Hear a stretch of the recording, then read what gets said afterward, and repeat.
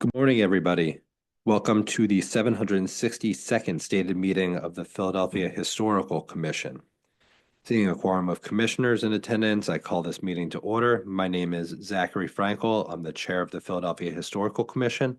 We will open by the commissioners introducing themselves, starting going around to my left, Kim Washington. I'm Kim Washington, Community Organization Representative, and I'm the Vice Chair. Dan McCoubry, architect and chair of the Architectural Review Committee. Good morning, Donna Carney, designee of the Planning Commission. Good morning, Matthew Treat, representing Department of Planning and Development. Good morning, Kyle O'Connor, representing the Department of Public Property. Morning. Morning, Bob Thomas, preservation architect here in Philadelphia and a member of the commission. Good morning, Thomas Holloman. I'm here representing Kenyatta Johnson, Council President. Good morning, John Leck, representing the Department of Licenses and Inspections. And Franz Rabout.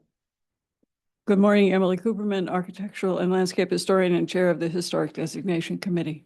Great, thank you and welcome everybody. Next, we'll turn it over to Dr. John Farnham, who will brief us on the way that this meeting is going to run. Thank you. Good morning. As the chair said, my name is John Farnham. A couple of notes about today's meeting. The meeting is being recorded, and by participating in the meeting, you are consenting to being recorded. The recording will be available later today or tomorrow. There'll be a link on the Historical Commission's website, actually not tomorrow, tomorrow Saturday, today or Tuesday. The website is www.phila.gov/historical. On that webpage, on the public meetings page, you'll find everything you need to participate in today's meeting, including the agenda for the meeting, building permit applications, nominations, and any public comment received by noon yesterday. Every agenda item includes an opportunity for public comment. If you'd like to comment, please raise your hand during the public comment period. If you're here in the audience, of course, just make yourself known. If you're out on Zoom, you'll have to raise your hand using the raise lower hand feature on Zoom. And then once you're acknowledged to speak, if you're on Zoom, you'll have to unmute from your end. And to raise your hand, *9 if you're on a standard telephone on Zoom, and *6 to mute and unmute if you're on a telephone.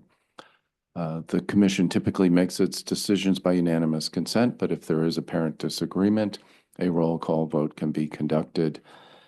And then finally, the Historical Commission has adopted guidelines for conduct at its meetings. If you're unfamiliar with those, please look at them. They are on the public meetings page on the Historical Commission's website and provide information about order of presentation, time limits, and other aspects of the public meetings. With that, I'll turn it back to the chair. Thank you.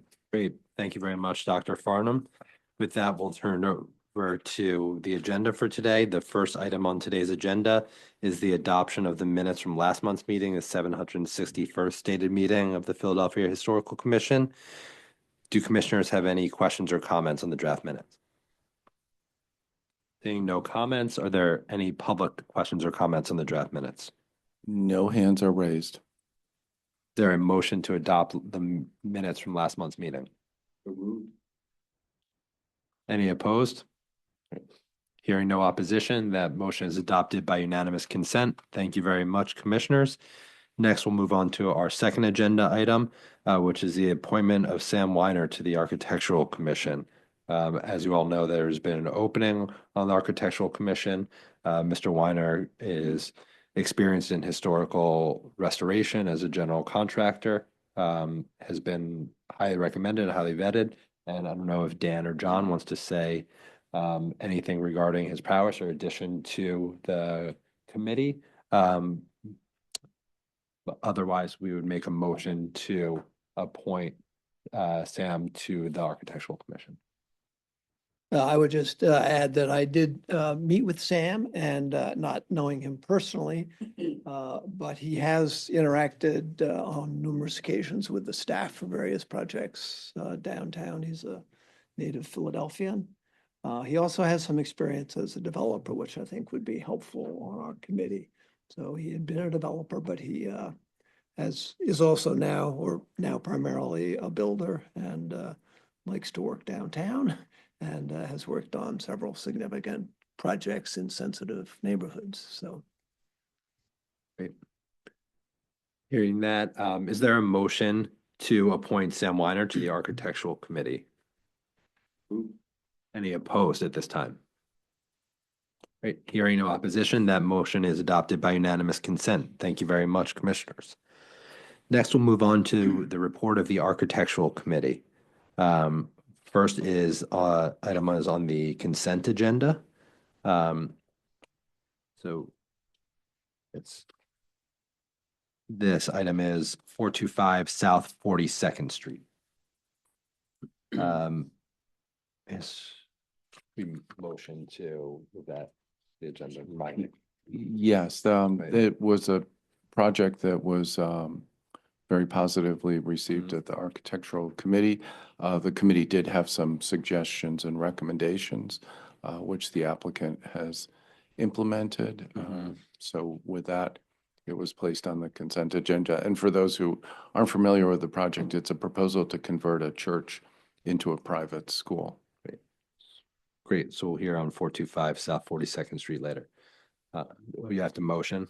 You can adopt the Architectural Committee's Okay. recommendation now. Is there a motion to adopt the Architectural Committee's recommendation? so moved. Great. Any opposed? Great. Hearing no opposition. Is there a question? Sorry for jumping in, but don't we need to check if there's anyone in the public? who Public, yep, wants- sorry. Are there any public comments regarding 425 South 42nd Street? Just giving a moment for people to Sure. raise hands. No hands are raised. Thank you. Okay. Hearing that, are any commissioners opposed to moving, adopting the consent agenda? Hearing no opposition, that motion is adopted by unanimous consent. Thank you very much, commissioners. Now we'll move on to the regular agenda on the report of the Architectural Committee. The first item is 25 South Van Pelt Street, and we'll turn over to Dan from the Philadelphia Historical Commission staff to present on this item. Good morning, Dan Jahar Krasnoff with the staff. Bill Vessel and Chris Stromberg are here, and if you gentlemen want to step forward to be able to testify once I'm done. I will read a brief overview. Located between Ludlow and Chestnut Street in the Rittenhouse Fittler Historic District, the property at 25 South Van Pelt Street features two notable buildings, shown on the right in this slide. A Renaissance Revival portion to the south, designed by Westray and Ladd, constructed in 1894, and a modern section designed by Magaziner and Eberhard and constructed in 1939.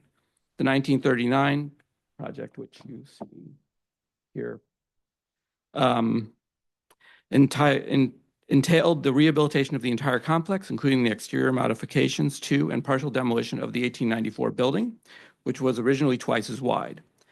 The 1939 edition included a large gymnasium, lecture rooms, basement workshops, and a caged-in roof court.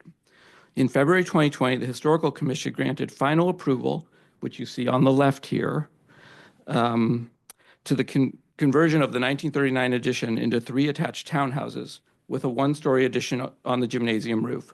The plans did not propose changes to the 1894 building, and that plan was not implemented. A new proposal calling for a 4-story addition to the gymnasium with 8 residential units was first submitted for review in November 2025 to the Architectural Committee. And that is the one you see on the right in this slide. In response to the staff recommendation, that proposal was withdrawn and was resubmitted for the January 2026 Architectural Committee meeting, which you see here, I'm sorry, on the right, as I said. The proposal still includes 4 stories above the former gymnasium. The overbuild was significantly differentiated from the gymnasium with the contemporary glass curtain wall. It left the cornice line of the gymnasium intact. The proposal amended the fenestration pattern on the east and west facades to accommodate the change in program while referencing the previous approval by the Historical Commission. The balconies were no longer projected and 2 garage doors were added on the west facade. The rooftop included a common penthouse space and deck. The application proposed for the rehabilitation of the 1894 building. The Architectural Committee recommended denial to that proposal you see on the right due to standards 2.9 in the Windows guideline. Finally, the applicant has amended the design in response to the Architectural Committee recommendation. You see that revised design here on the right. The arrangement of interior spaces and fenestration of the former gymnasium building now reads as 2 stories and not 3. The entry is now flush with the rest of the gymnasium facade instead of being set in. The gap between the top of the gymnasium and the bottom of the addition that you see on the left-hand side of the right image has been increased, and additional windows have been added on the north facade of the addition. And if I go forward a couple slides, we'll see that. So you see that these new windows up here.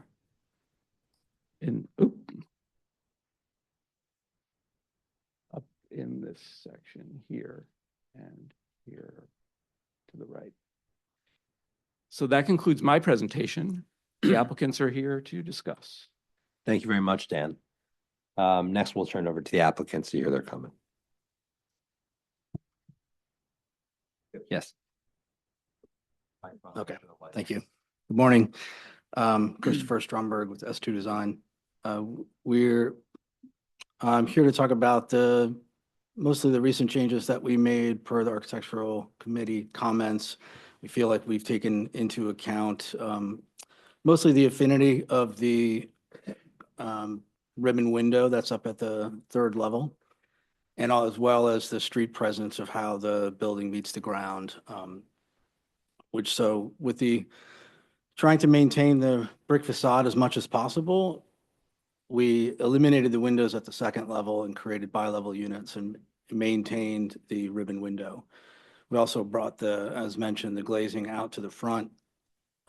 We're basically just carrying the 2 existing window openings down to the street level on the south side, or the elevation right, and then creating an additional garage at the north to kind of carry that and mimic that in the structural bays.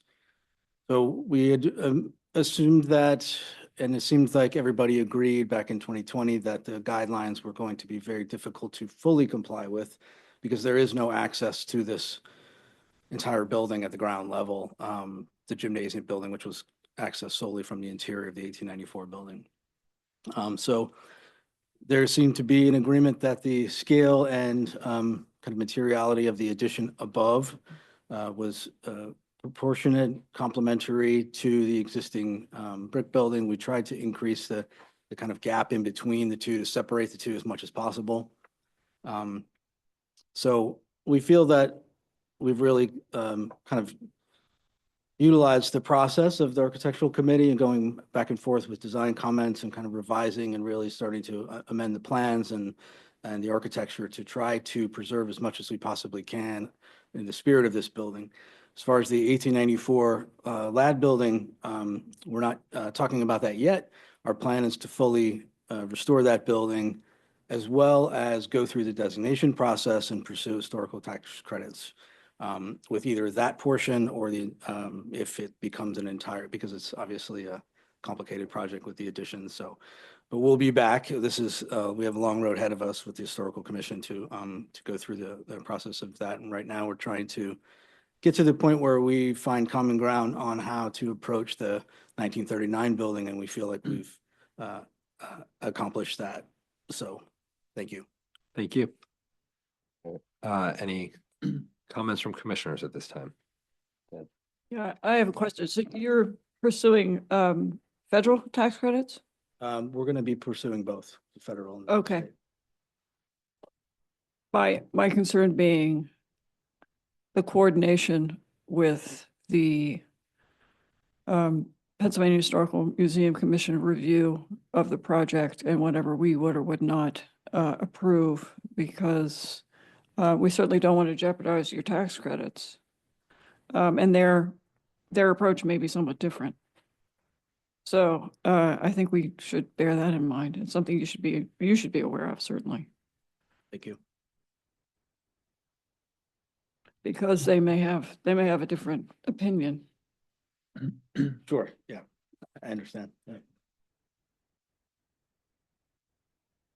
Yeah. I would, first of all, I think thank you for altering the plan to eliminate those windows in the middle. I think that was a great step, a big improvement. I think there was discussion about the overbuild. Some felt it should set back, some felt that it should be more similar in materials. I personally thought that it was appropriately differentiated. The gap between the bottom and the overbuild has been increased. And I think the building actually works quite well as a podium or a base for an overbuild that is differentiated in this way. I think the one issue is kind of the scale of the lower level windows. Understanding you need to get garages in, understand the openings need to be there, appreciate bringing the one bay forward so there isn't a recess. What's lost a little bit is the kind of the punch nature of the lower windows in juxtaposition to the big ribbon window at the top. But I think if we accept the fact that the garage doors need to be there, I think this is probably the best way to do it. One little comment I would have in the overbuild, on the left-hand side, you've extended a panel pier up that is the same width as the brick pier. Yes. Yet on the right side, where there is a thinner pier, and that kind of that's not expressed in the overbuild. Is that something that in other words? Yeah, the thought there, that's a great point. And the thought there was that we were able to, in rearranging the plan, especially kind of given the bi-level units, we were able to wrap, as Dan had mentioned in the earlier presentation, on the south elevation, we were able, because it's all one property, we were able to wrap the curtain wall around that corner. And so that really creates, as you approach it from the south, it really accentuates that, having the glass wrap around the corner, that kind of floating glass box on top of there, and the kind of heaviness of that. That was the intention behind that. But we're definitely, I mean, like, as I said, we'll be back. We have a lot of meetings ahead of us with this project. And so, happy to continue to talk about details and design changes. Expressing the corner perhaps as a panel rather than glazing might, and then make, it's a small Sure. detail, but Understood. something to consider. I actually. I'm sorry. I actually think what's different here, of course, is that this building issue for was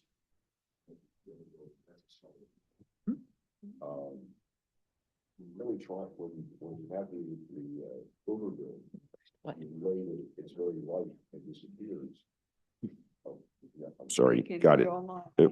Yes, I'll start. No, I take a different position that I think the corner being glass wrapping around also expresses that the upper part, the overbuild doesn't extend along Van Pelt Street.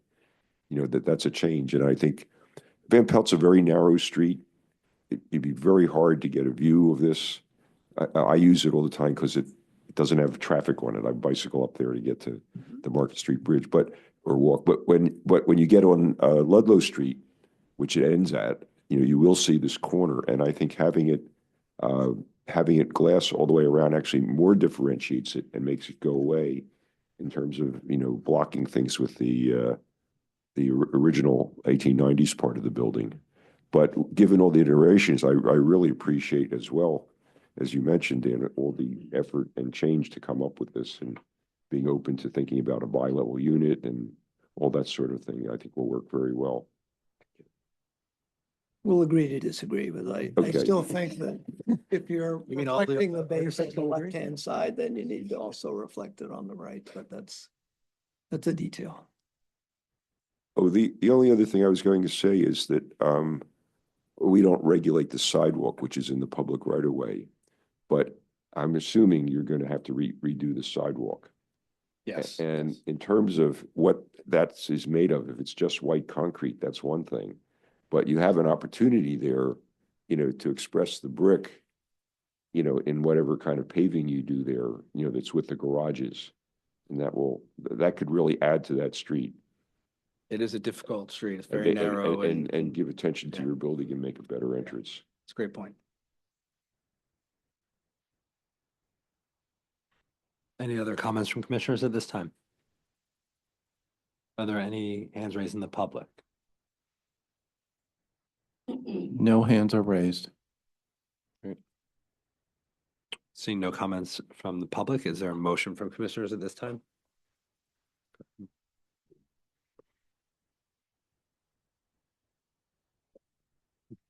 I'm sorry. Your microphone.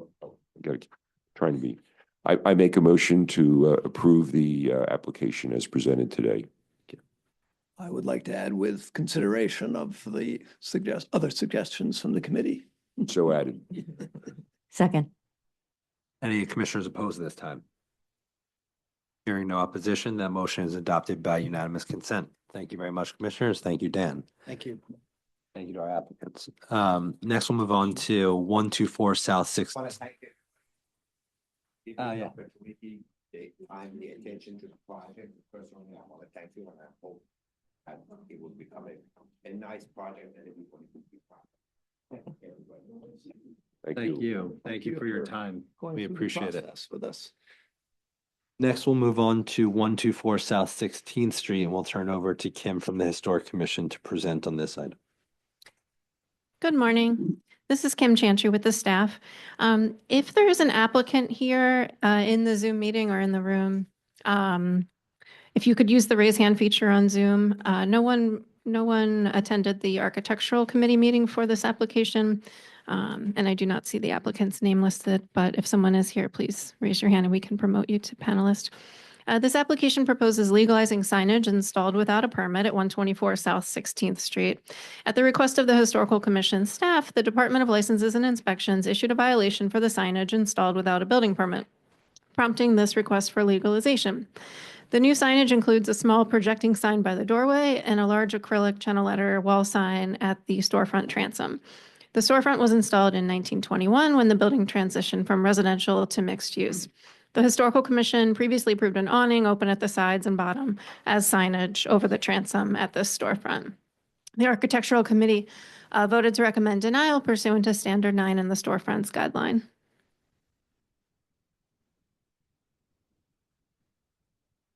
Anything else, Kim? No.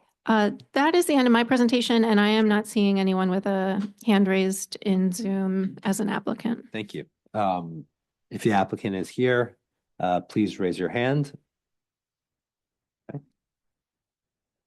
Seeing that no hands are raised, we will turn over to the commissioners for any questions or comments.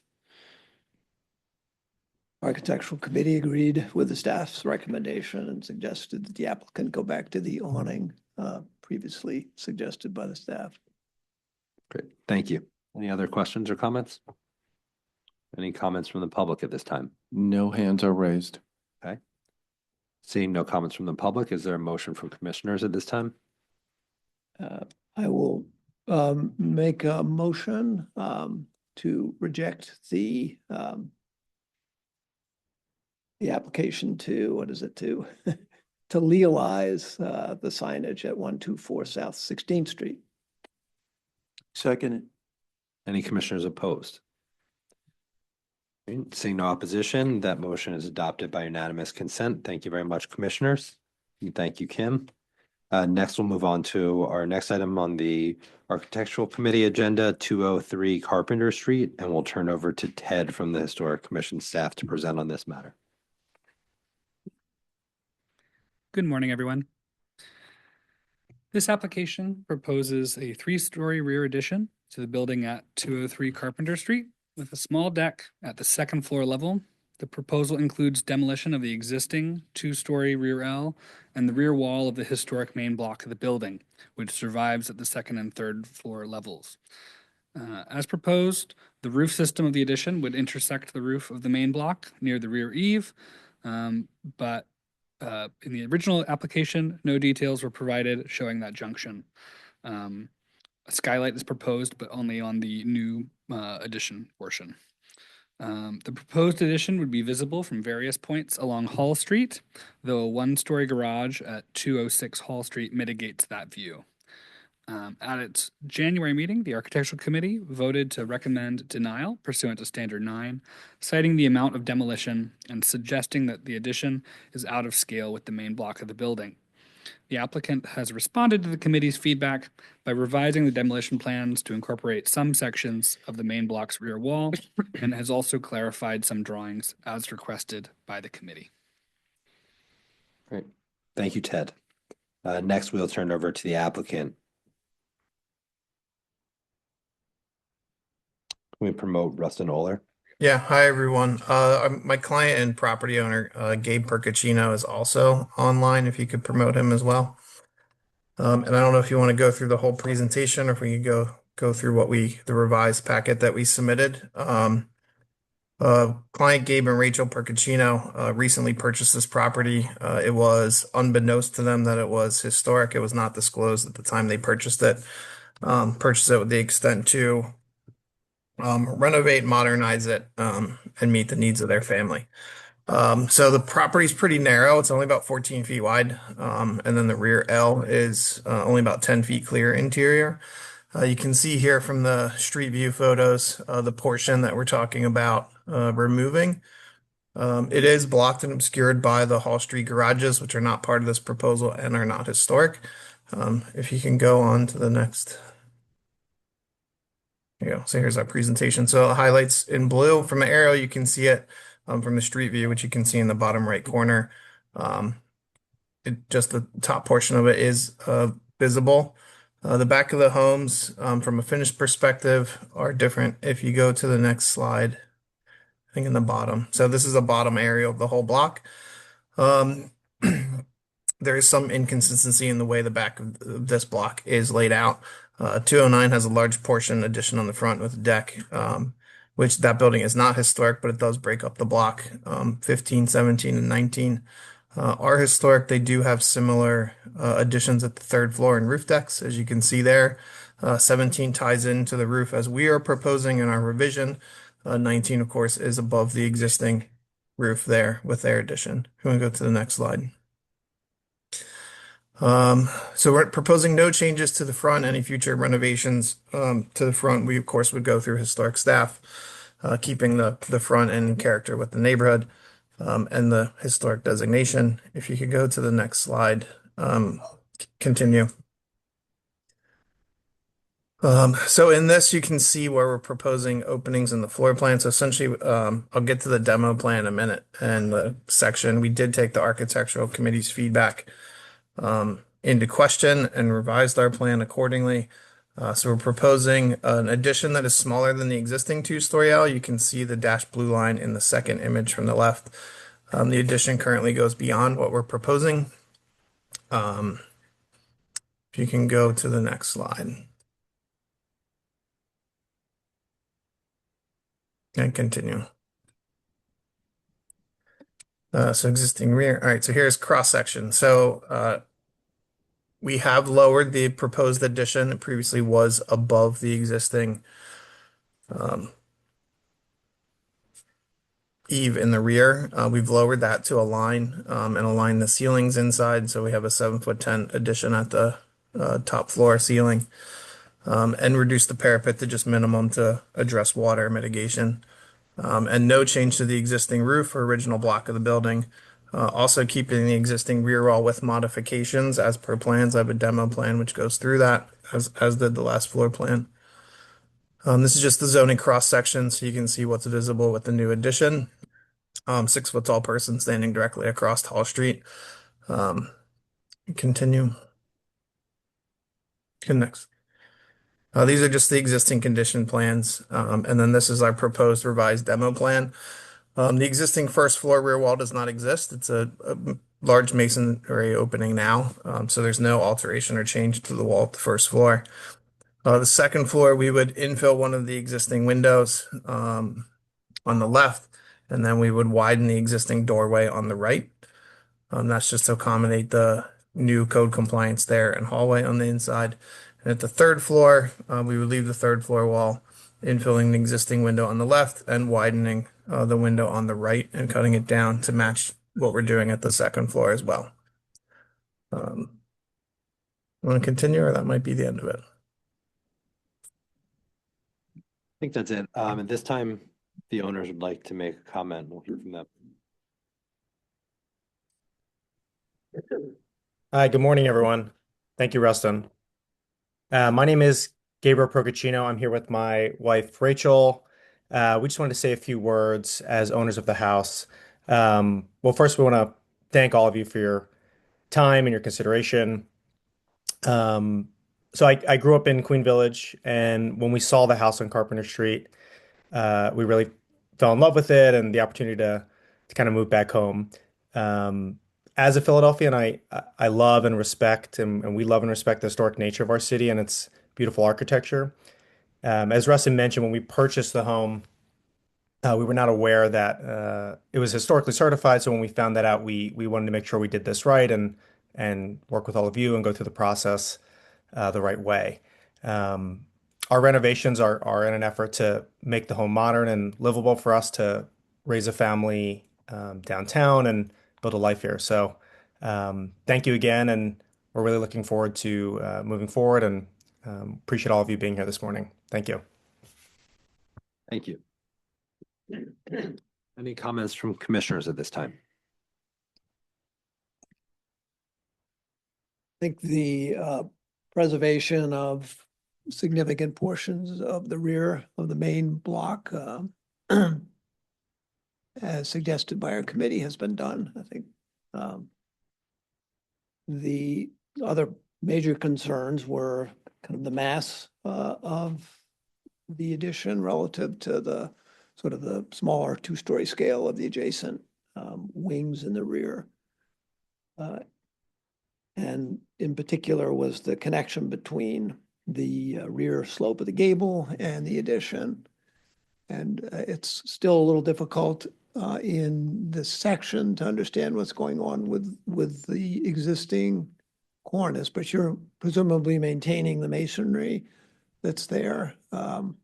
Yeah, we would retain all the existing masonry that's there, as well as the roof structure. And we would just align with the top of that eave. We couldn't get below the eave in the rear. So the cornice back there is literally just a piece of, sheet metal at this point. So it's not a detailed architectural cornice or anything like on the front. So we would just remove that and tie in, but all the original, structure of the building would remain. And we would work with staff on those details when we go through building permitting. And it is helpful to see that the height of the rear addition, the ceiling height is only 710, so there's not much opportunity to lower it beyond what's shown. The other question I had, Rustin, is why there's a parapet on the end wall of the wing, and why doesn't the water just sheet off and it would reduce the apparent height of the addition? Yeah, if that's something that the Historic Commission wants to see, we could do that and put a gutter on the rear. I think that would be helpful. It would make the rear look a little more consistent with kind of the eave details of the neighboring buildings. We can accommodate that if that's Historic's request, and then work with staff on those details as well. Great. There was also some concern about the nature of the openings in the rear elevation. That third floor will be visible. I think that obviously, given the plan, there's some limitations to the way that you can configure the windows. Yeah, the rear is a bathroom. And the tall windows and a shower.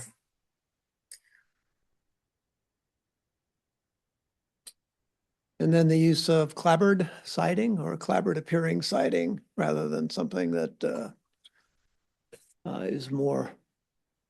looks more like a masonry material. This is always an issue. but. Yeah, so we're proposing cement board because of course it is constructed out of wood and not masonry. We don't put stucco on new wood structures, just due to water mitigation issues and longstanding legal precedents in the city with doing so. Well, I think if the parapet is removed and you do a gutter at the rear, given the somewhat limited visibility of this, I think it would, I would be okay with that. Great. Any other questions or comments from commissioners? Go ahead, Bob. Mic on. Yeah, the rear L being on the north side, just in this last storm, I've seen lots of damage occur, with freezing and so forth. So if you get, I think getting rid of the parapet, I mean, Dan talked about it in terms of historic preservation and appearance, but that's where you have that and the water collecting and you have ice, you'll get a flood and would destroy your third floor. So having the water, a continuous flow into a gutter, right? But then having the gutter have gutter helmet or some other protective device to keep it from filling up with leaves would prevent that problem and be closer to what we're talking about in appearance. But I worked on quite a few narrow buildings in Queen Village many years ago with small developers, and I appreciate what you've done here. Yeah, I think that works. As far as the rear Ls, this is outside of what was the city of Philadelphia. It was Southwark Township, and they weren't subject to Philadelphia building codes. And I found the same thing true in Spring Garden, that whereas in the city, the rear Ls were invariably brick because of the fireproof aspect. There are many rear Ls on the original buildings which were frame, and you can see them, just like there are still a few frame houses around. So using a material like this, I think there might even be precedent for it.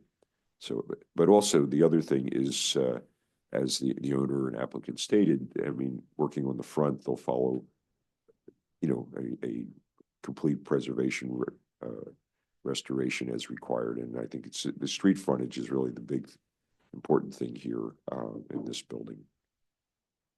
So I'm very pleased to see all the work that's been done and I'd like to see it move forward. Great. Thanks, Bob. Any other questions or comments from commissioners at this time? Are there any questions or comments from the public at this time? No hands are raised. Okay. Dan, would you like to make a motion? I will make a motion for approval of rear addition at 203 Carpenter Street, with the understanding that the parapet will be removed at the end wall and replaced with an even gutter system. I second. Great. Any commissioners opposed at this time? Hearing no opposition, that motion is adopted by unanimous consent. Thank you very much. Thank you. Thank Ted. you. Thank you to our Thank you, applicant. guys. Thank you. Thank you. Great. Next, we'll move on to 2115-19 Spring Garden Street, and we'll turn over to Heather from the Historic Commission staff to present. Good morning. Okay. This application proposes to construct 4 townhouses on an existing vacant parcel in the Spring Garden Historic District. Oh, and if we could please elevate Carrie Jackson Yance from Canada Design to panelist. Thank you. This parcel was vacant at the time of district designation and is classified as non-contributing to the district. It is considered undeveloped. Therefore, the Historical Commission's jurisdiction is limited to review and comment for this project. The proposed new construction would be faced with flat red brick, cast stone, and standing seam metal panel. The 4 townhouse units would be perpendicular to Spring Garden, and parking spaces would be located below the units at ground level. Several iterations have been submitted by the applicant.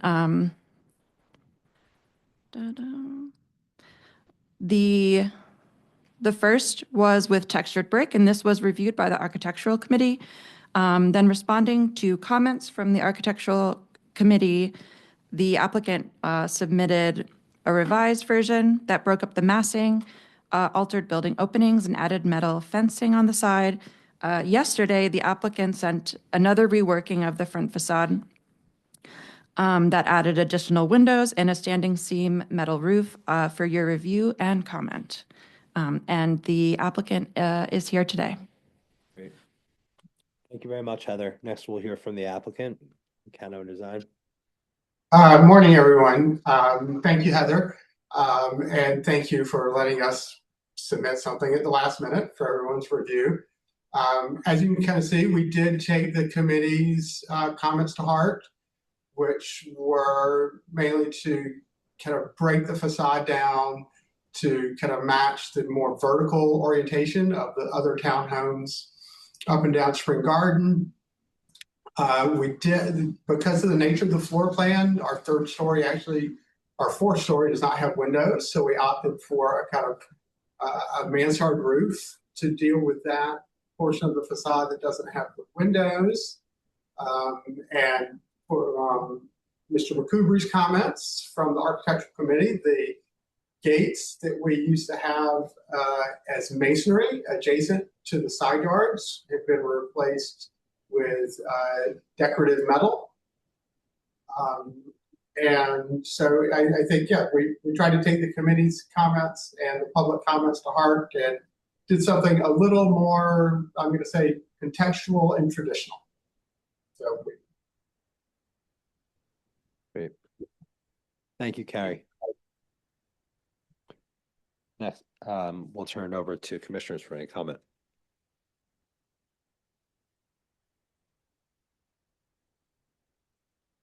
Any comments?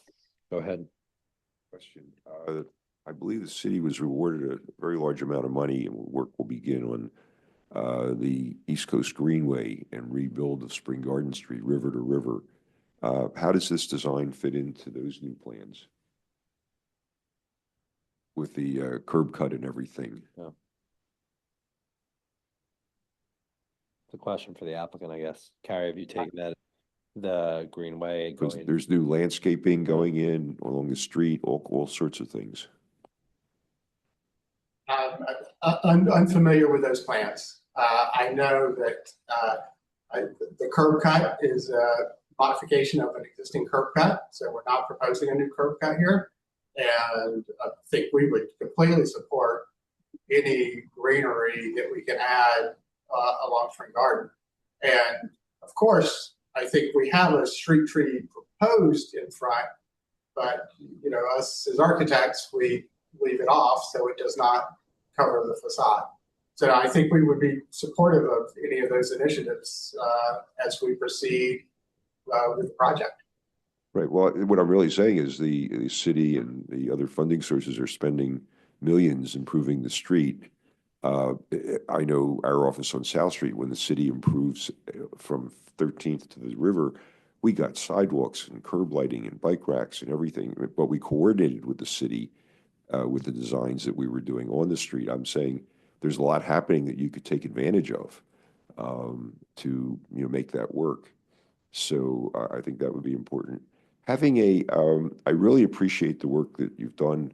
This is a significant change from what was shown initially, and making it feel like 3 separate houses and so forth. Any thoughts on when you have a mansard? I mean, it's interesting. We so many times, I think, if you've been at our meetings, people are trying to get another floor on, and actually, this is a very high. Spring Garden is a street with very large scale buildings with high ceilings and 3 or even 4 floors all along. And the mansard, you see mansards, that's one way of doing it.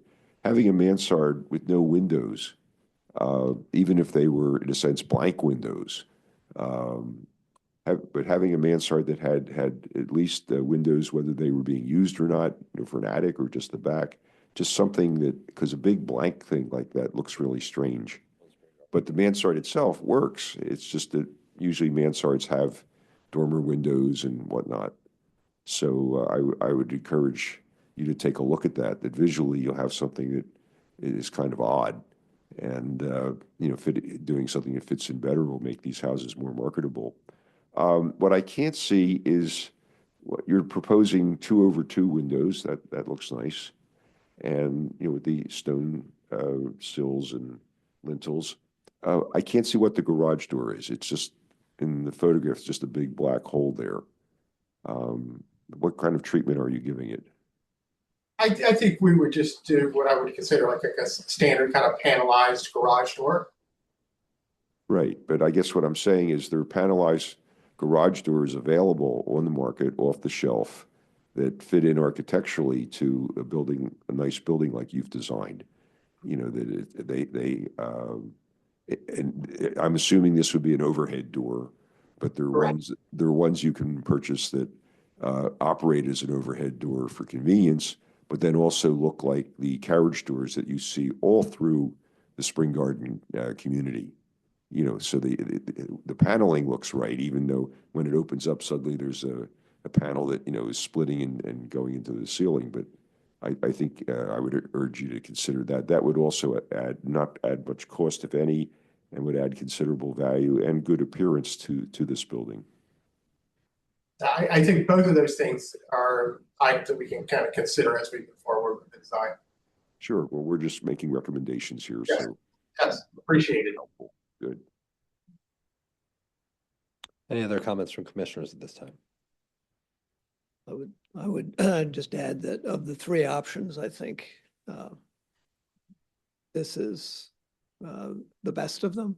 I would agree with Bob. It would be nice if there was some way to get a kind of a dormer, even if it maybe had a light that was up very high, let light in high into the space. Would be helpful. Yeah, or even if it's just a window that you know doesn't function as such, but from the exterior appearance, would make it would give scale to these buildings that would make the buyers think they're getting more for their money. I'll put it that way in developer terms, but then also it works visually, architecturally to, you know, make them part of the community. But I would say that given the nature of the flat roofs and cornices on this block, that the mansard is a significant sort of departure from that vocabulary. But you could just go on the other side of the street and down a block and there are mansards. So this is not it's not all Italian.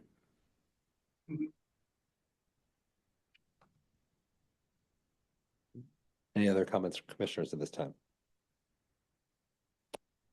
Are there any comments from the public at this time? Yes, a couple of hands raised. First is David Traub. Sure, go ahead, Mr. Traub.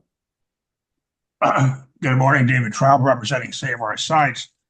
I must say this is a vast improvement over what I've seen. I've kind of followed this project along, although I didn't go to the architectural committee meetings where it was presented. But I was rather shocked when I saw the initial designs were so incompatible with the surroundings, the context, the blank facade. So this is a vast improvement. Several comments. One, I find the mansard, as you see in this elevational drawing, of course it slopes back, but it seems very ponderous on top of the lower stories, and the treatment of the cornice of the mansard, I think, could somehow be a little more compatible with surroundings. I think that would help. And of course, introduction of dormers into the mansard would be a good addition. And I do agree with Mr. Thomas that the treatment of the garage door, which I assume is legal from a zoning point of view, I can only assume that. But you know, some treatment of the garage door architecturally would be welcome. Thank you very much. Thank you, Mr. Traub. Hear from the next member of the public. Next is Oscar Beiser. Sure, go ahead, Mr. Beiser. Hi, Oscar Beiser, Keeping Society. I didn't look at the plans for this, but it is kind of like this design. I guess a point of clarification in the sense of like it almost looks like a side gable roof, the mansard, like on the one side, but I do agree with Commissioner Thomas that if that truly is a mansard roof, it needs some dormers because it just kind of like disappears there in the street, and it doesn't look like a full floor. It looks just like, you know, like, I don't know. It actually looks like a side gable roof in this design, but I assume that's just the way that the drawing is done. And otherwise, I think it's much improved. Thank you. Thank you, Mr. Beiser. Other comments? No other hands are raised. Great. Okay. All right. Thank you. There's no motion on this. No. Okay, great. We'll move on to our next order of business then. All right, 229. thank you, everyone. Thank you, everybody. Thank you Thank to the you. applicant. Move on to our next order of business, 229 North Camac Street. Alex is sick, so please go ahead. Good morning, everyone. This application proposes to construct a rear addition with roof deck and pilot house on a row house at the individually designated property at 229 North Camac Street. The row house was constructed circa 1840 and is 3.5 stories tall with a gabled roof, front and rear dormers, and a red brick facade. The historic L is connected to the main block of the house by a narrower, slightly taller piazza. To construct the addition, the historic rear L would be demolished and the pitched roof of the piazza would be removed. The addition would be clad in cement board siding and would be 3 stories tall, but its walls would extend up above the roof line to form a deck that would occupy all the addition's roof area as well as the historic piazza. The deck would be accessed by a pilot house. One note is that the rear of the building is only partially visible from the public right-of-way. So the Architectural Committee recommended denial pursuant to Standard 9. And architect Wen Lin is here today to represent the application. Mr. Lin, if you could speak to changes you made in the revised application, that would be appreciated. Thank you. Thank you. Dear board members, actually based on our architecture review with board members, we have actually significantly reduced the size of the addition. We did notice there's a bracket and slow roof attached to the gable roof. So in order to touch in the front, in order not to touch the front part of the building, we will keep all gable roof, dormer, and the bracket connection slope. My client with her sister will occupy the first floor and the basement after the project done.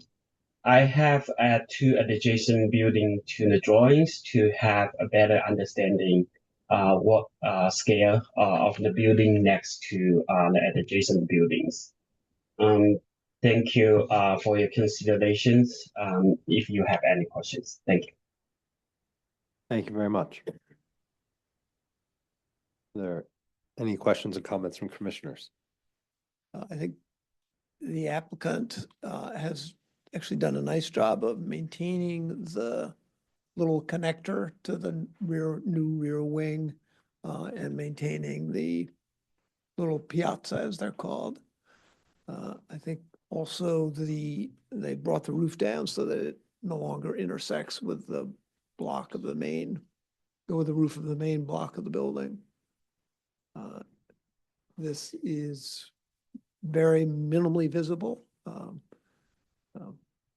I always like to see wings remain, but I think in this case that by preserving the little connector and its roof in relationship to the main block is a big improvement.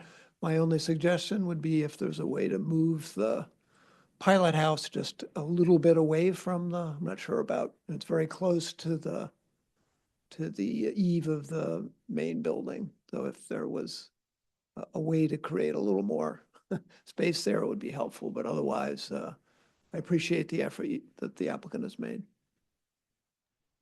Thank you. Yes, I can move the pilot house backwards.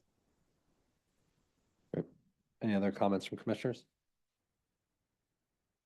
Seeing no comments, are there any comments from the public at this time? One hand is raised. I don't know if it's a member of public or someone associated with this project, but can we please unmute the person logged in as C Law?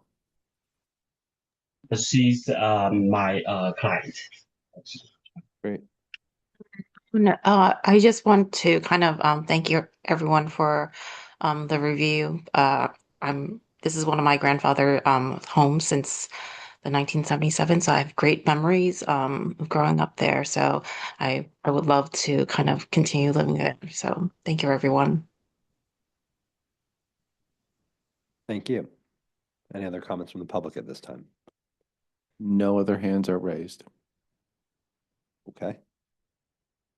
Seeing no comments, is there a motion from commissioners this time? I will make a motion for approval of a new rear wing and pilot house at 229 North Kemack Street, with the understanding that the pilot house would be shifted away from the main block as much as possible, with staff to review and approve details. Is there a second?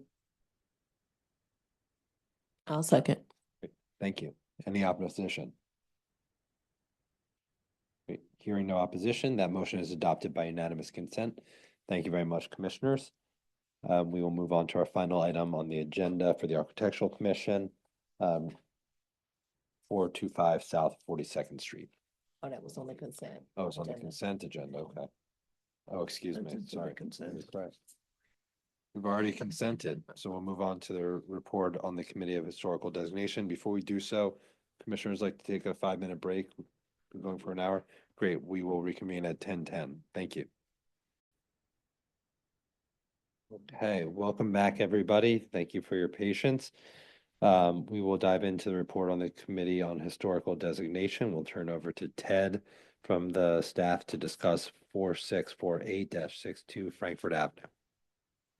Thank you.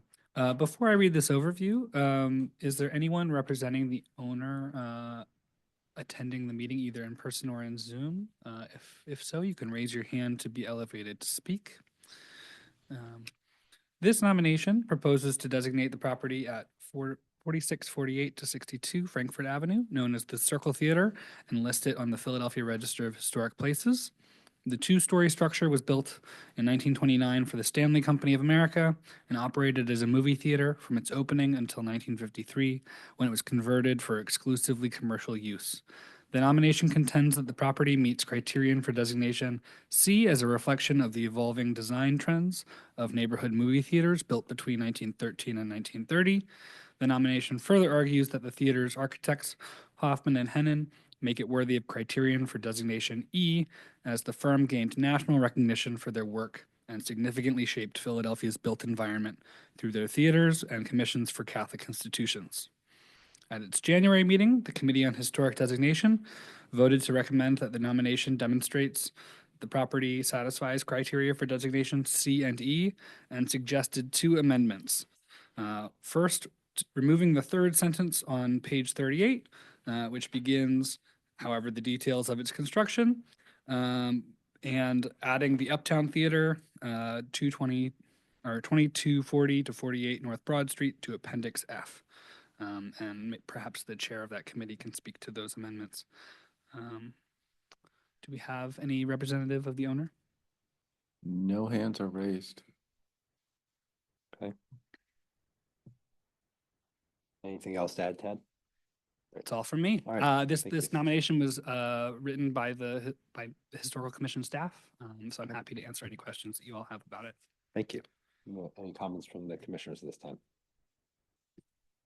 I would just wanted to say that the question, talking about the edits that Ted had mentioned was about matters of in a sense, future regulation of the building. And we felt that it was not necessarily, the kinds of questions that were raised by the discussion would be covered under zoning and other permitting processes, and that I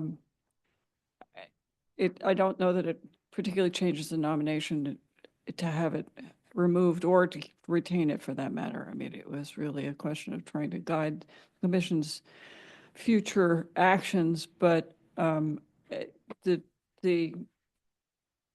phrase in question was really related to conditions and materials that would be, and changes to which would be, as I mentioned, covered by other permitting processes.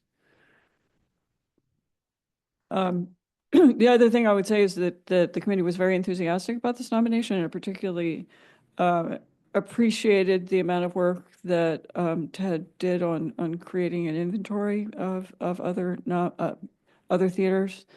And I would add my own appreciation for all that hard work. Thank you. Thank you, Ted.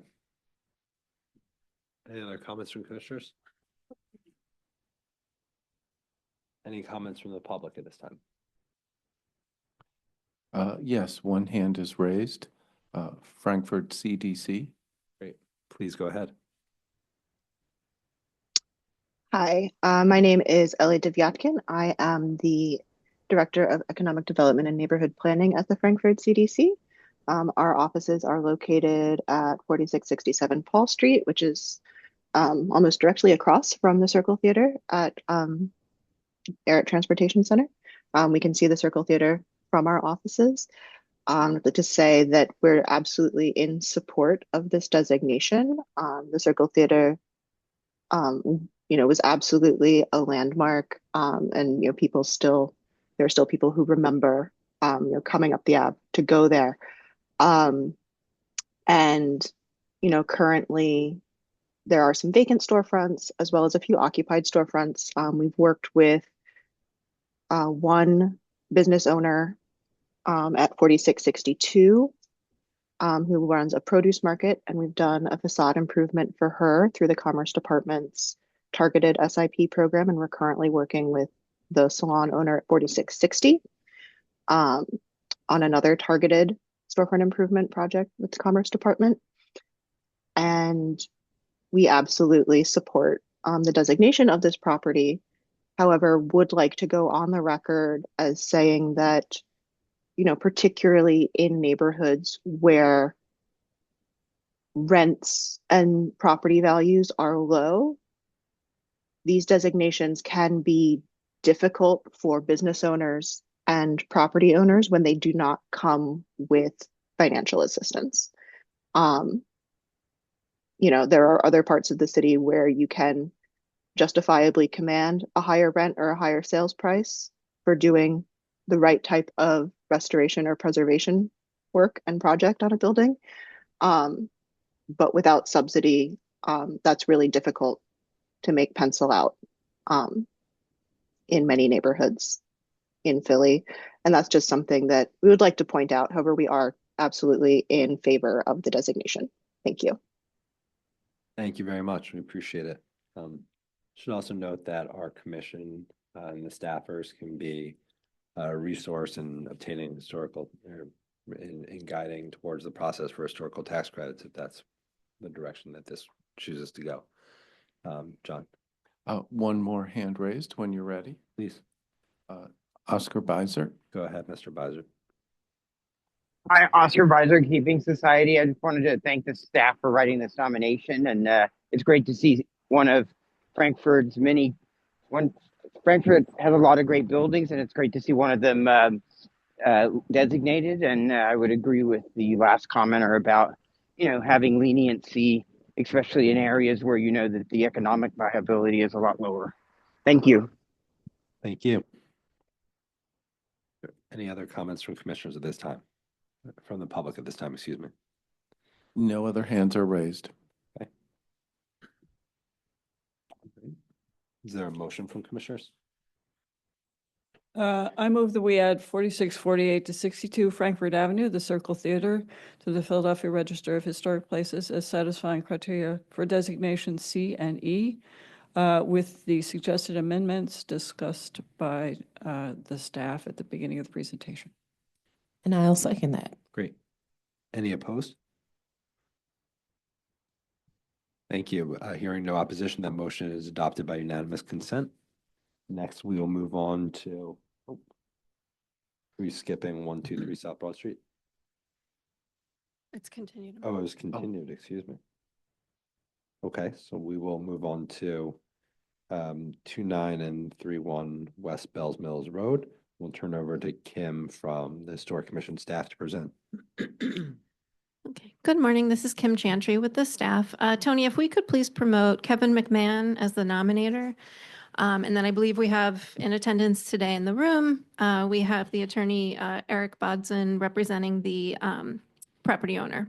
So Eric, if you do want to come to the table to make any comments, once I'm done the presentation, you can make sure the green light's on the mic. This nomination proposes to designate the properties at 29 and 31 West Bells Mill Road and list them on the Philadelphia Register of Historic Places. Subdivided in 1917 from a larger Chestnut Hill estate and renamed Sugarloaf Orchard, the properties include a 1917 cottage, a 1919 main house, and a 1924 tool house, in addition to a garage and a barn. All 5 buildings and structures were designed in the colonial revival style by Philadelphia architects Martin and Kirkpatrick. The nomination contends that Sugarloaf Orchard satisfies criteria C, D, and E. Under criteria C and D, the nomination outlines how the buildings exemplify the revival of colonial-era domestic architecture in the early 20th century. Under criterion E, the nomination claims that the buildings are significant as the work of architects Martin and Kirkpatrick, a firm which made significant contributions not only to the development of the country house, but also to institutional, commercial, and religious architecture in Philadelphia and beyond in between 1912 and 1931. And the Committee on Historic Designation voted to recommend that the properties satisfy criteria C, D, and E. Great. Thank you. With that in mind, we'll turn over to the applicant for hear their comments. Thank you. This is Kevin McMahon. I am the preparer of the nomination. Just wanted to thank Kim for that summary. I don't really have anything to add, but I'm happy to answer any questions. And beyond that, I will defer to Eric Bodson. Thank you. Go ahead, Eric. Thank you so much, Mr. Chair. The property, my name is Eric Bodson, Blank Rome. I represent the property owner.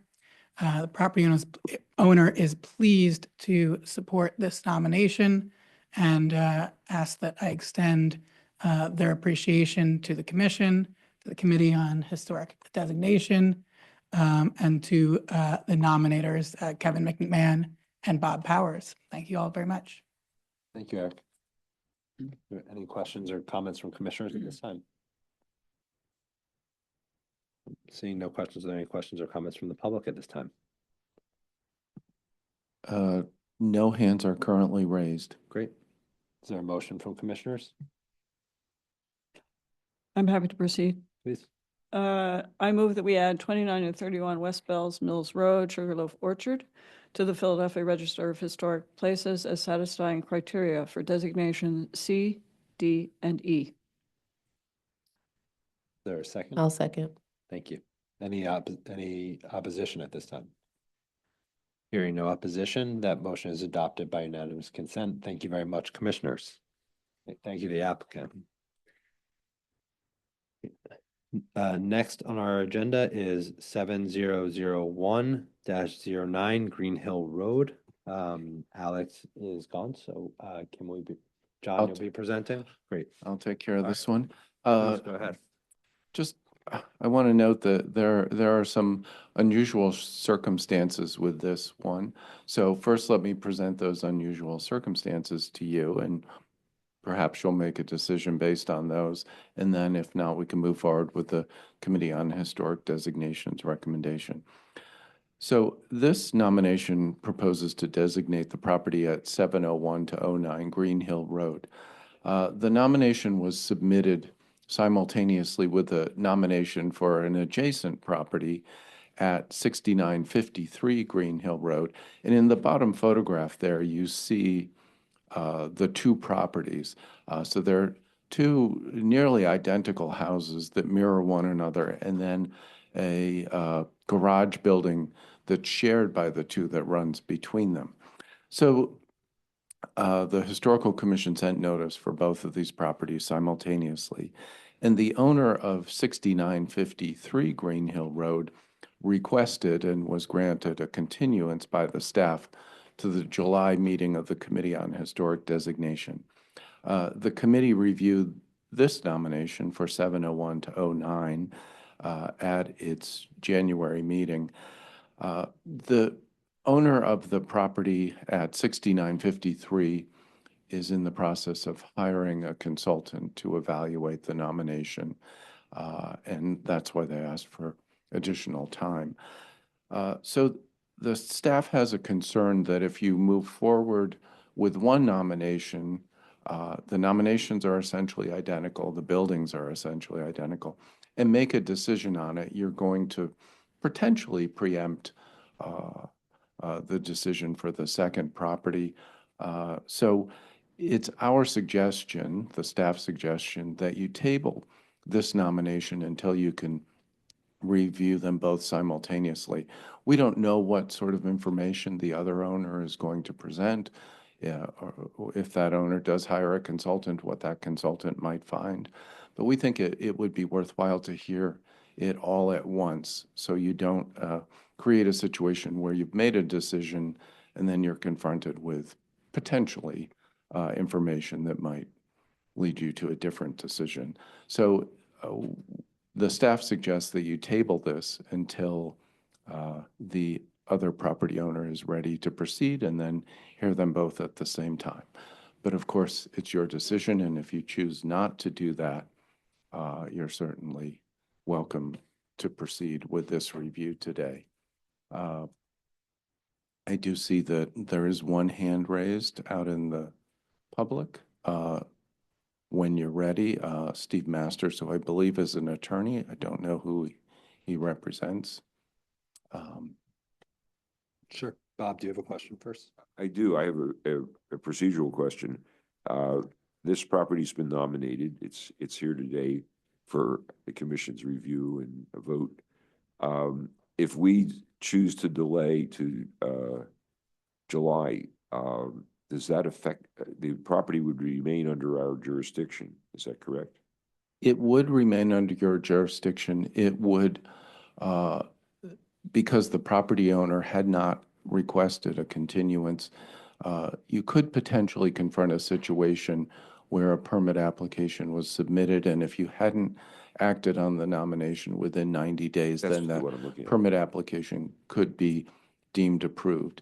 There are, things that we could do to confront a situation like that, like bring the designation back to you earlier at another meeting, or put the permit application in front of you to review. I'll also note that the owner of the property that could be under consideration today was involved with the nomination process, or at least was supportive of the nomination.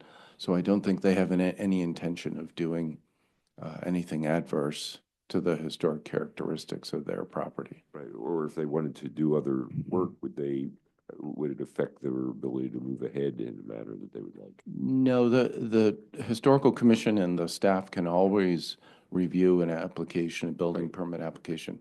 Say they needed a new roof, we could review and approve that new roof at the staff level, not hold them up at all.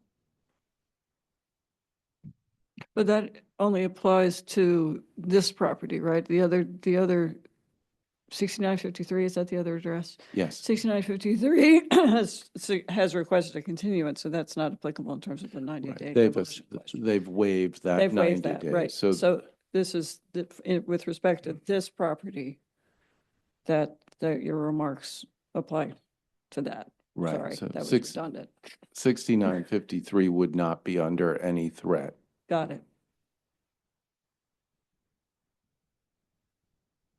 I mean, I think the committee felt it was, it didn't have any, there didn't see any reason not to go ahead and opine on this particular property. But that's obviously, it may not be the same in terms of the consideration of the full commission. The committee felt that there was ample evidence in the form of the fact that the architect is acknowledged as extremely significant in the history of Philadelphia architecture, and that this was a design that represented their accomplishments. However, if we feel it's better to table this or defer it for a specific period of time, that's up to you, my colleagues.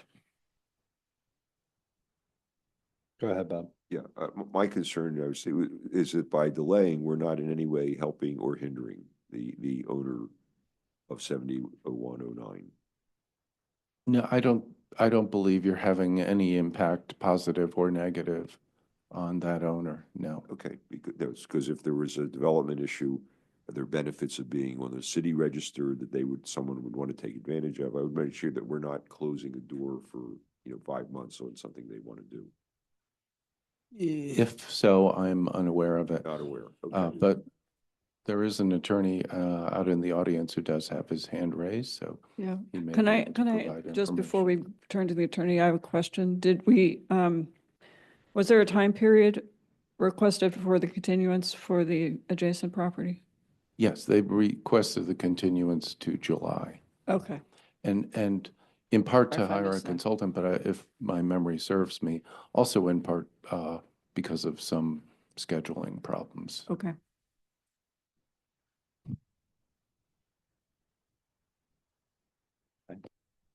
Comment from the public?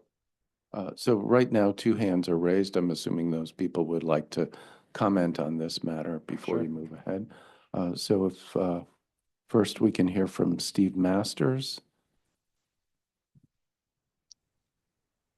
All right, am I audible? Can people hear me? Yes. Go ahead, Steve. Okay, wonderful. Good morning. Steve Masters from the law firm of Just Laws. I represent the Green Hill Farms Preservation Club. Among the members of this club are the owners of this property, Kathy Mashoft and Paul Anazano. There is an exigent situation here, members of the commission. The owner of the other property, the 16923 property, we believe has an intention to potentially knock down the historic house on their property. And so it is quite urgent, we believe, to have this matter for 70109 Green Hill Road go on today. In addition, we are deeply troubled by the possibility of creating a precedent that an adjoining neighbor without any ownership interest in a property could be given a veto power over a nomination that is strongly supported by the actual property owners and was strongly supported by the historic development committee who saw that criteria C, D, and E have been strongly met in this nomination. So we urge the commission to go forward today to avoid that kind of disastrous precedent. There's nothing in the regulations of the historical commission nor in the Philadelphia zoning code that suggests that an adjacent neighbor has any kind of rights or can be a party to something that that they have no ownership over.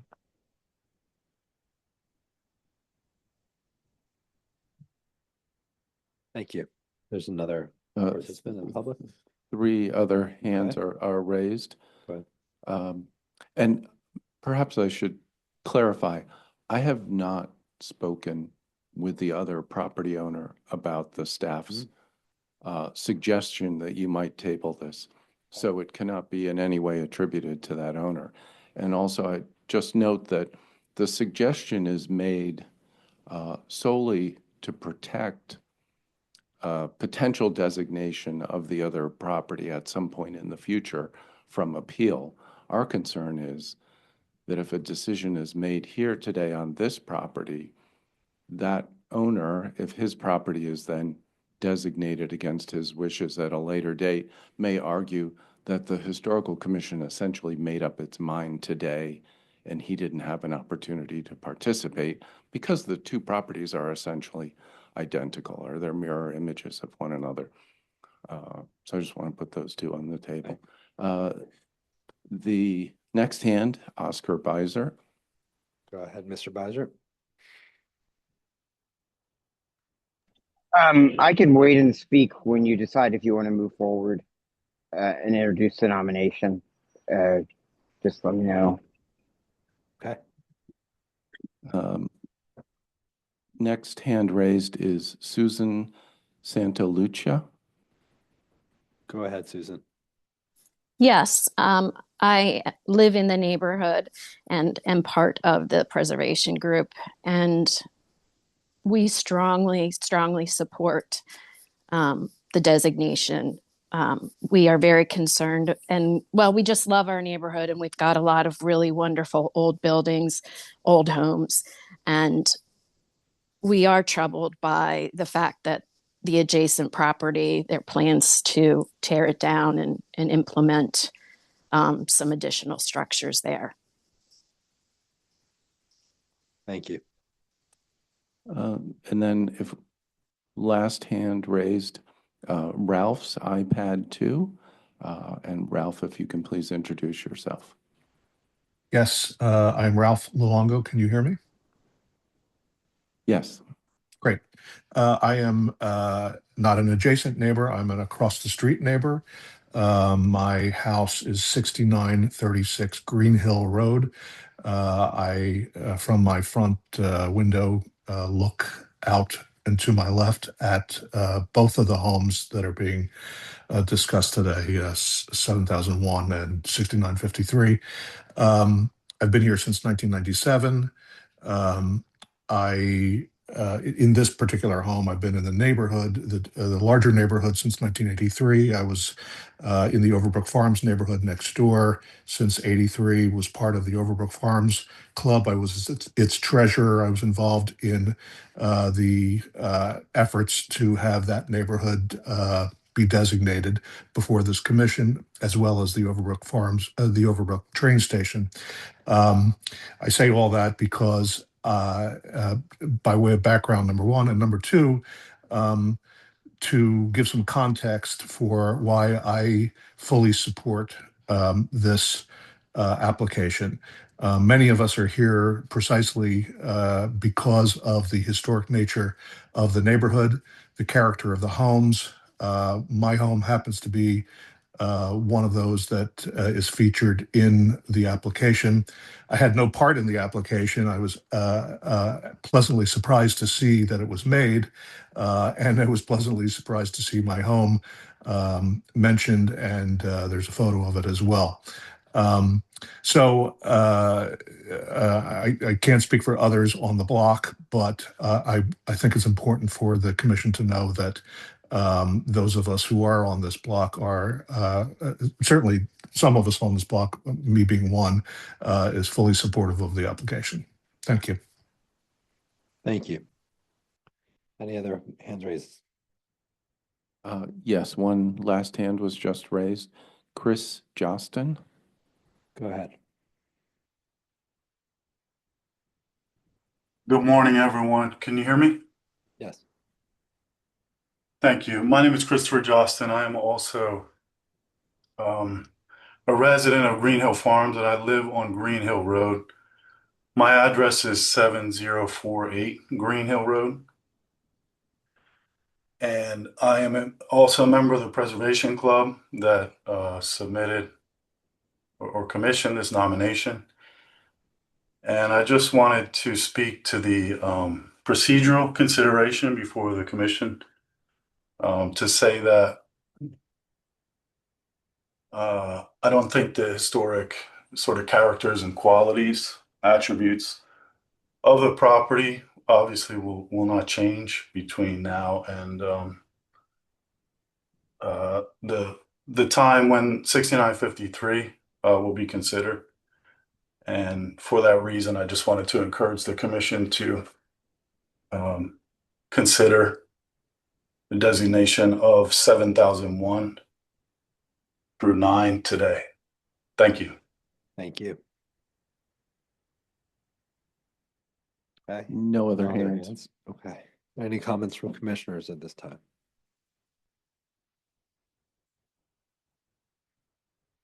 Anything? I hear the neighbors' concerns, but in my opinion, I do think it would be better to hear both of these properties at the same time. Not just because they're adjacent, but as Dr. Farnham said, they're mirror images, and ruling on one today may affect the later designation. Understood.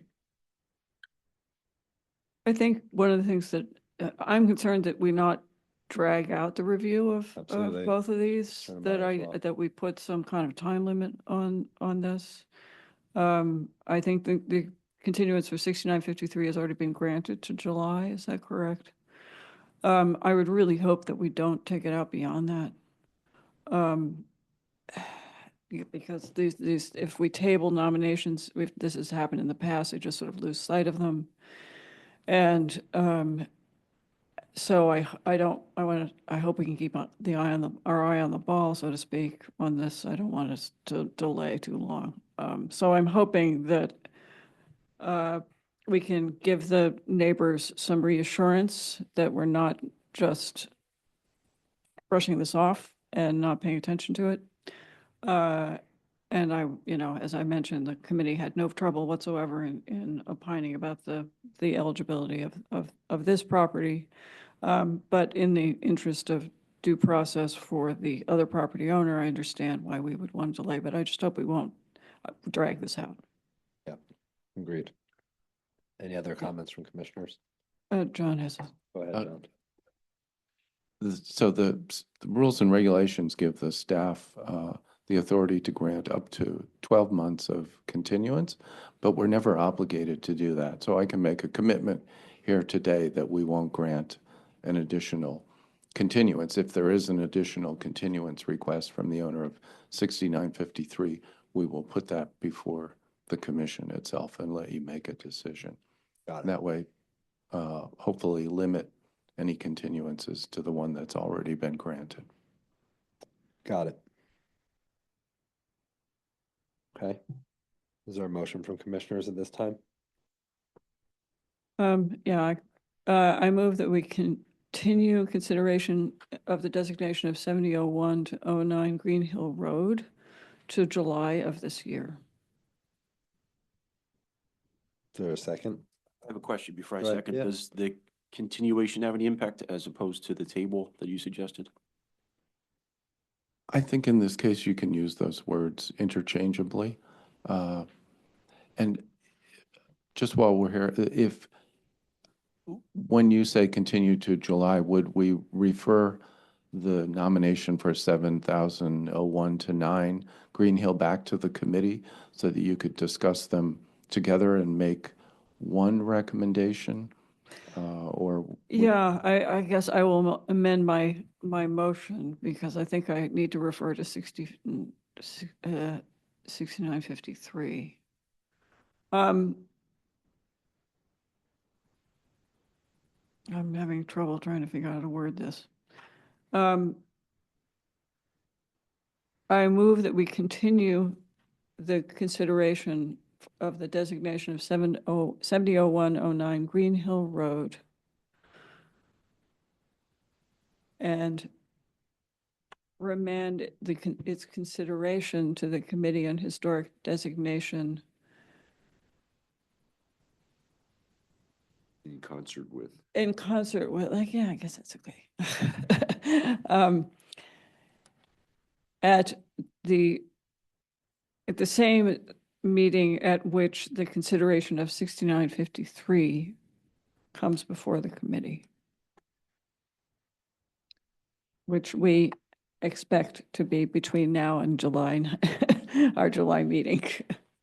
I don't know what else I can add to that. I'll second. And before you vote, I'm sorry to interrupt you.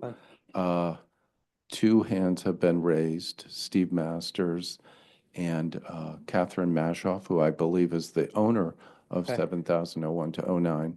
And Mr. Masters also asked to be recognized in the Q&A. Okay, sure thing. Why don't we hear from the property owner first? Okay, if we can unmute Catherine, thank you.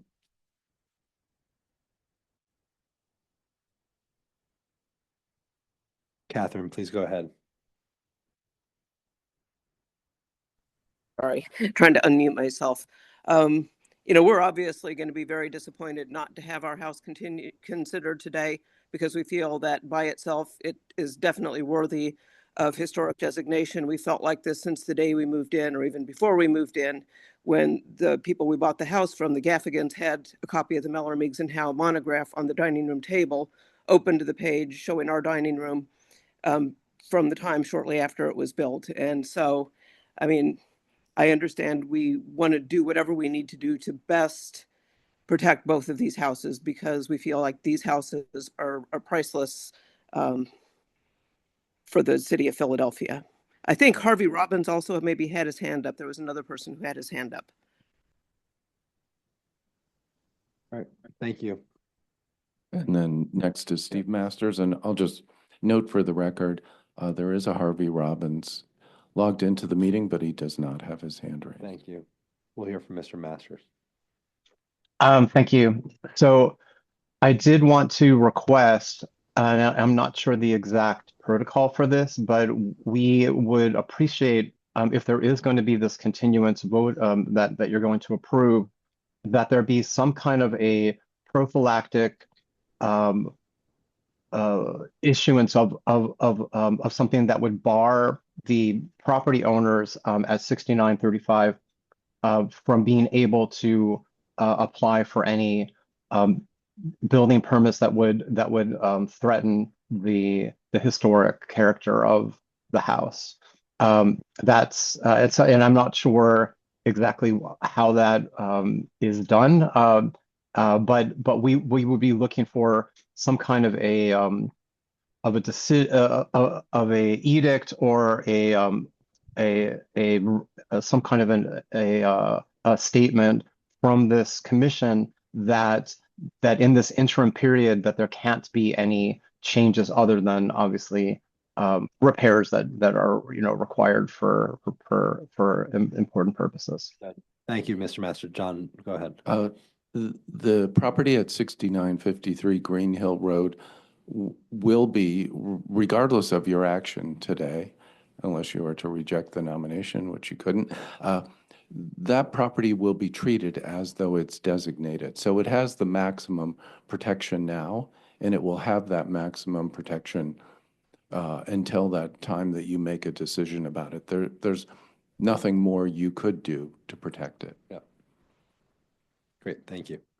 All right, that was very helpful. Thank you. Sure thing.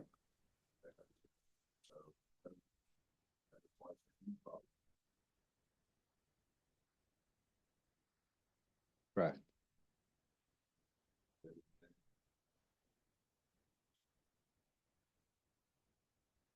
Great. So we're not doing anything special. This is very state.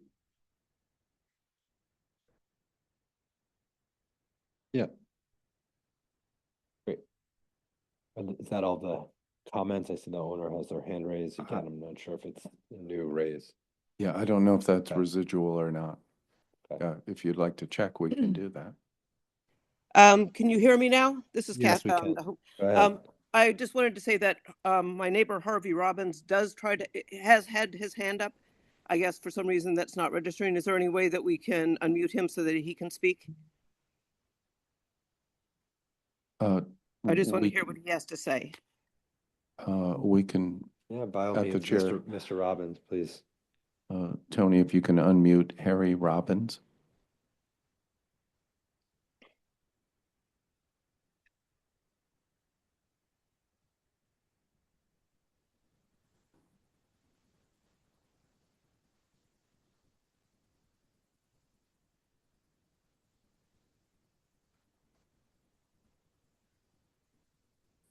Okay.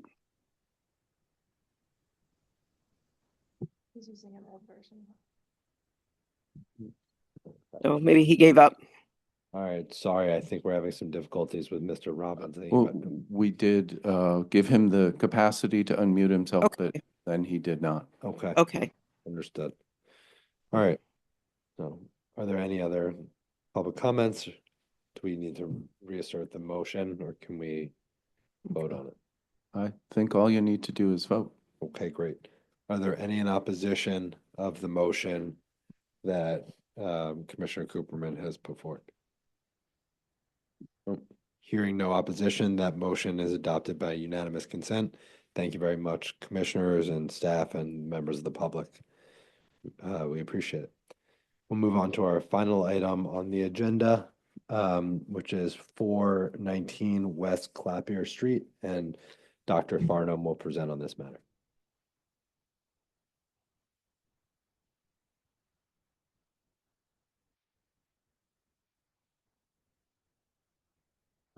Thank you, and good morning again. Can we please promote Michael Phillips to panelist? And he is representing the property owner. I do not see the nominator, Allison Weiss, logged into the meeting. If there's anyone else at the meeting representing this nomination, can you please raise your hand?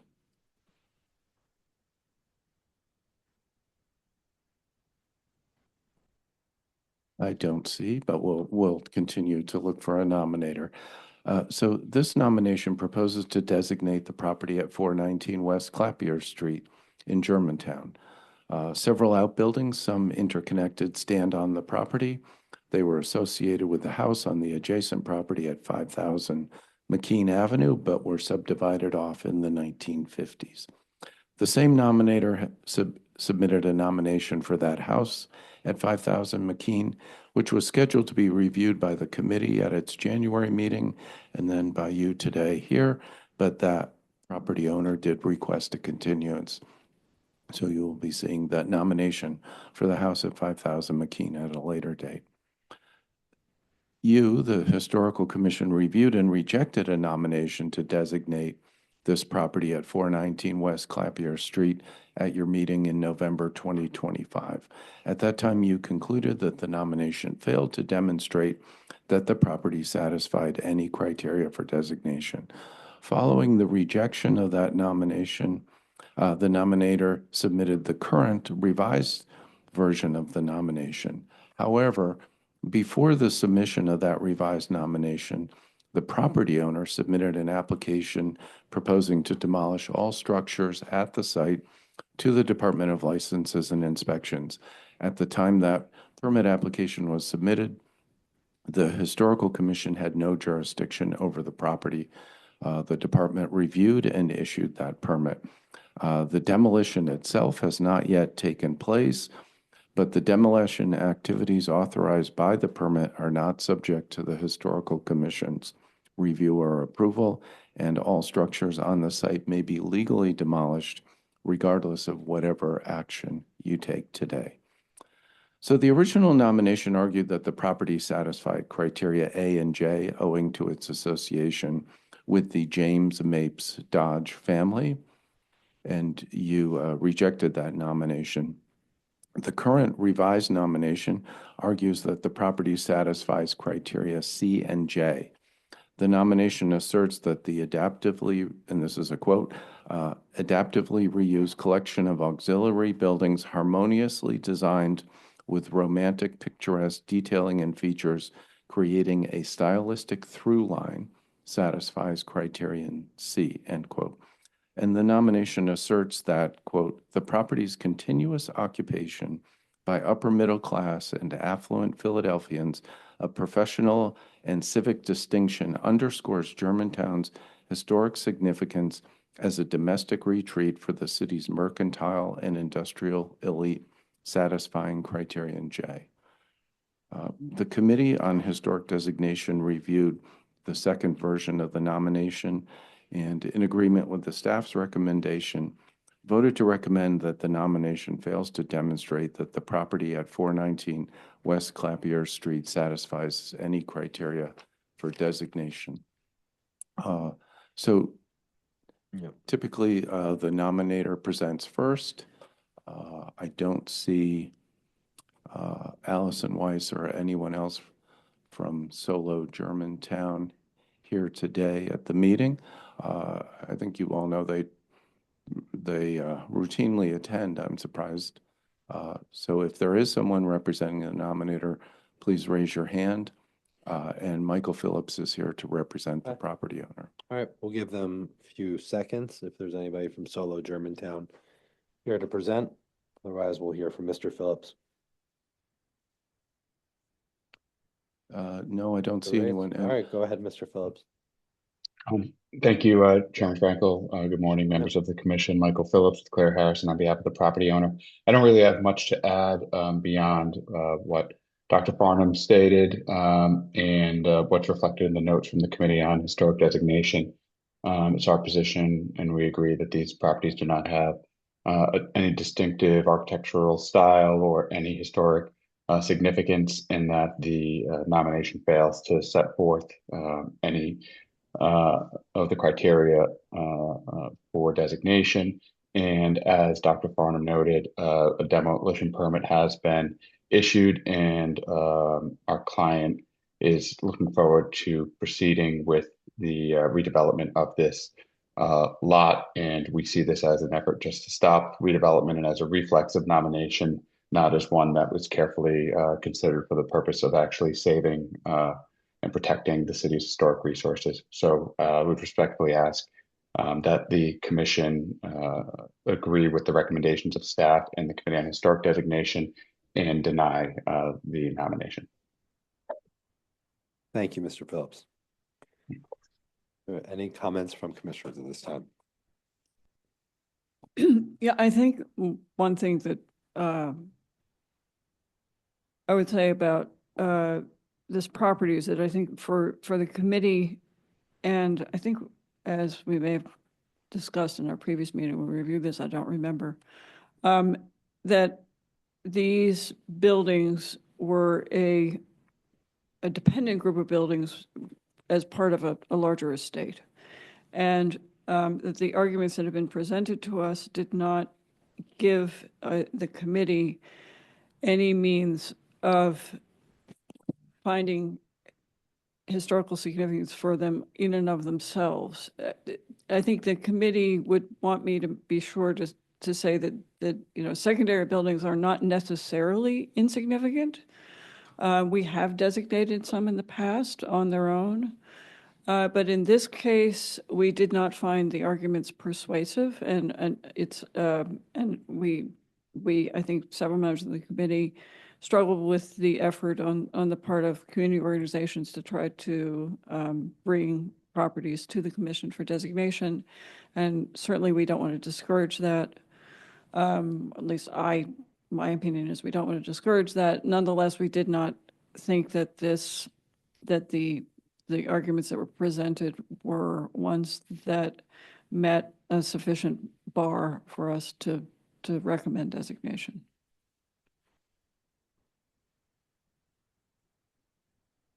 Thank you. Any other comments from commissioners this time? Any comments from the public at this time? Yes, two hands raised. First, David Traub, and then Oscar Beiser. Go ahead, Mr. Traub. David Traub, representing Save Our Sites. Save Our Sites is fully aware of the situation with the demolition permit approved. I, as an architect, can understand the position of the developer, the owner of the property, wanting to move ahead. But I do want to say, commissioners, whatever decision you make today regarding the designation of 419 South Clapier Street, for the record, Save Our Sites wishes to assert that the Clapier site does have considerable value architecturally satisfying criterion C. The cluster of vernacular ancillary structures forming a little courtyard, together with the architect-designed gardener's cottage, all girded in by the low stone wall at the property line, form a unique and irreplaceable complex. If these buildings and the low stone wall were to be demolished, there would be a great loss to the Germantown community. Thank you. Thank you. Next, we'll hear from Mr. Beiser. Hi, Oscar Beiser, Keeping Society. I just wanted to express a little bit of frustration with the process. The nomination was originally submitted by a community organization and then rejected, and with suggestions that maybe it be revised and that both properties be nominated, the main house and these outbuildings. The community organization with very limited resources submitted those two nominations, and then came before the committee and the mansion was tabled, the mansion that goes with these buildings. but we went ahead and proceeded with the review of the outbuildings. And by my mind, you know, we just had a situation where an owner wanted their property reviewed, even though the historically related property was tabled, and that they were both tabled. And by my mind, this, even since since it doesn't matter, since they're already allowed to be demolished, it would be nice if this could be remanded back to the designation committee and reviewed with the mansion. It seems ridiculous to me that they weren't reviewed together if that's something that actually matters. If it's not something that actually matters, then, you know, it sort of begs the question of why the last property was tabled. So I just think it was unfair to the Committee on Designation that they couldn't review the outbuildings with the mansion that they served. And, you know, I get that they're already allowed to be demolished, but the fact is they're still standing there. Thank you. Thank you. Are there any other hands raised in the public? No other hands are raised. Thank you. Are there any other comments from commissioners, or would any commissioners like to make a motion at this time?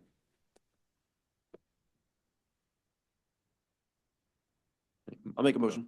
Go ahead, John. I move that we deny adding 419 West Clappier Street outbuildings to the Philadelphia Register of Historic Places. There's a second?